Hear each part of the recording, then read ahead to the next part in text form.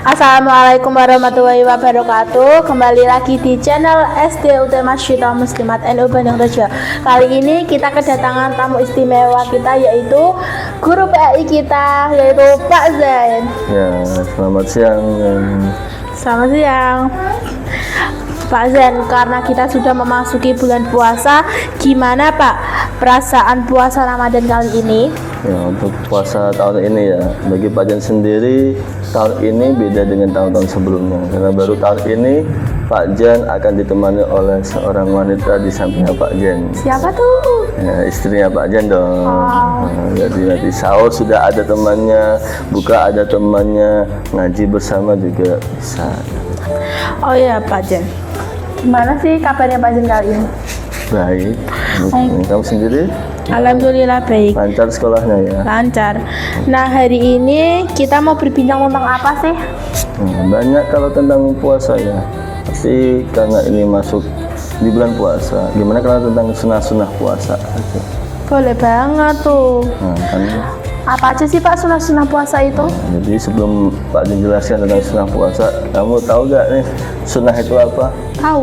Apa coba? Sunnah itu kalau dilakukan mendapatkan pahala, kalau tidak melakukan ya tidak dapat dosa. Itu sunnah dilakukan dapat pahala, tidak dilakukan tidak apa-apa. Nah, di bulan Ramadan ini kan pahalanya dilipat-lipat gandakan. Nah, jadi sebaiknya kita melaksanakan sunnah-sunnah yang ada di bulan puasa Ramadan ini. Nah, dijelaskan dalam kitab Takrib karya Abu Syuja Al-Asbahani, itu minimal ada 3 sunnah yang bisa kamu lakukan di bulan puasa ini.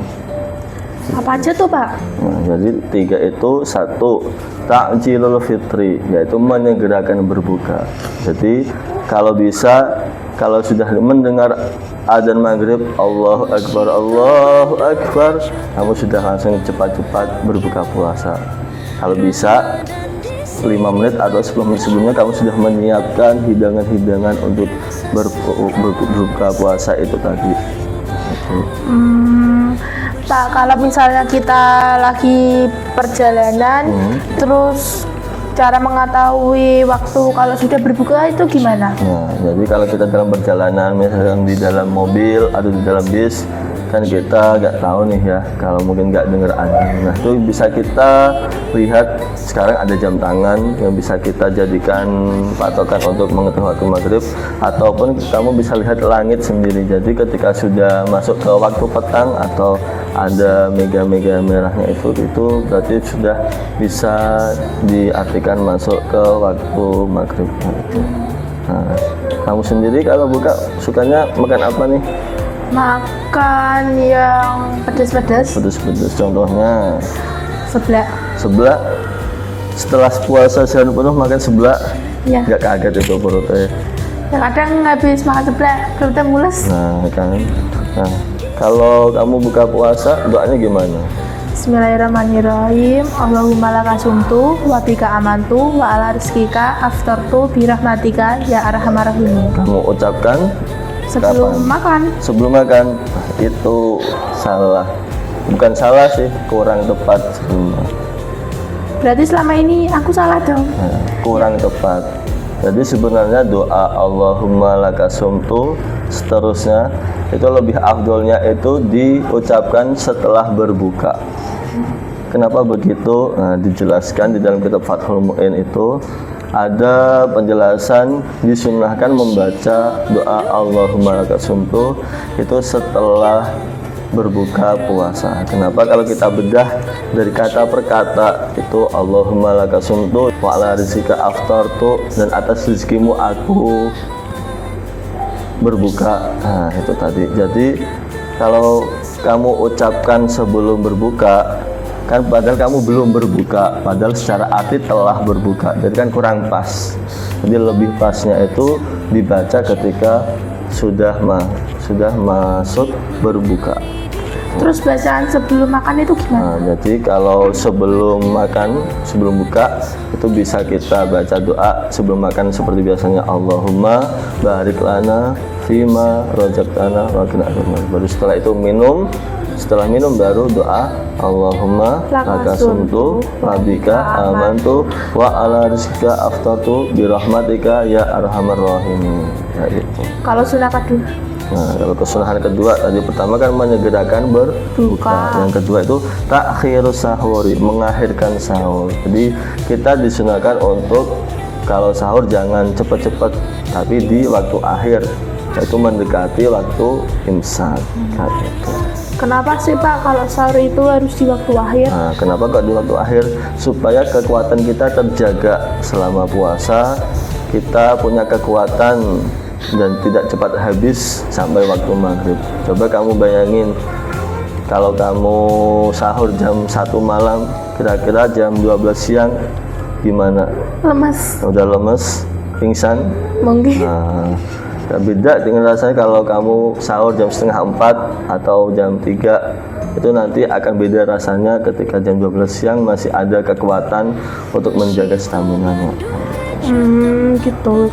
Ya. Kalau sunnah ketiga apa itu Pak? Sunnah ketiga tadi menyegerakan berbuka, mengakhirkan sahur. Yang ketiga itu menghindari kata-kata buruk atau kata-kata kotor. Contohnya jangan gibah, jangan gosip. Kamu perempuan yang biasanya suka gosip, suka gak?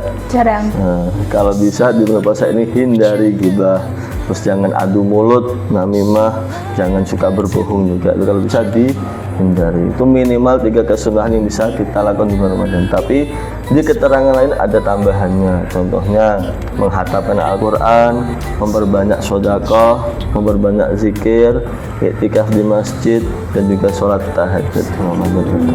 Kayak gitu. Gitu ya Pak. Iya. Baru tahu aku kali ini. Pak, ngomong-ngomong, aku selama bulan Ramadan kemarin aku baca Quran kok gak hatam-hatam. Ada tips gak nih Pak supaya cepat hatam Al-Quran di bulan Ramadan ini? Nah, sebenarnya ada cara khusus supaya kita bisa hatam di bulan Ramadan untuk bisa hatam Al-Quran 30 juz.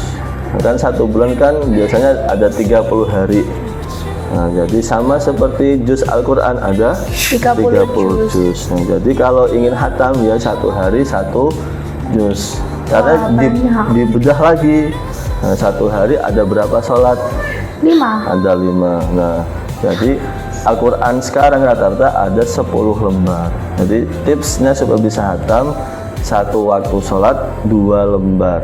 Jadi setelah sholat subuh 2 lembar, setelah waktu duhur 2 lembar, setelah waktu asar 2 lembar, setelah waktu maghrib 2 lembar, setelah waktu isya 2 lembar. Totalnya 10 lembar atau 1 juz. Nanti di total selama 30 hari jadinya 30 juz. Jadi kamu bisa hatam 1 juz 1 Al-Quran penuh 1 bulan. Kalau bicara seperti itu ya cepat khatam ya. Nah, iya kan? Nggak Aku berat bakal- rasanya.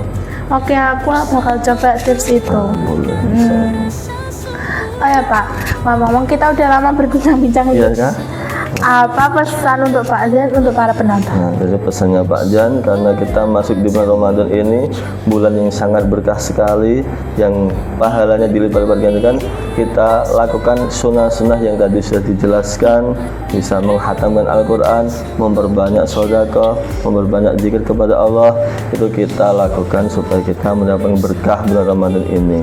Kalau bisa, hatam Al-Qurannya. Kenapa? Karena Al-Quran turun di bulan Ramadan ini. Jadi alangkah baiknya kita bisa hatam Al-Quran di bulan Ramadan ini. Itu pesan dari saya. Nah, terima kasih Pak. Oke, itu tadi pesan untuk para penonton. Terima kasih sudah menyaksikan video kali ini. Wassalamualaikum warahmatullahi wabarakatuh. Jangan lupa like, share, and comment video ini. Bye-bye. Bye. Masih Bandung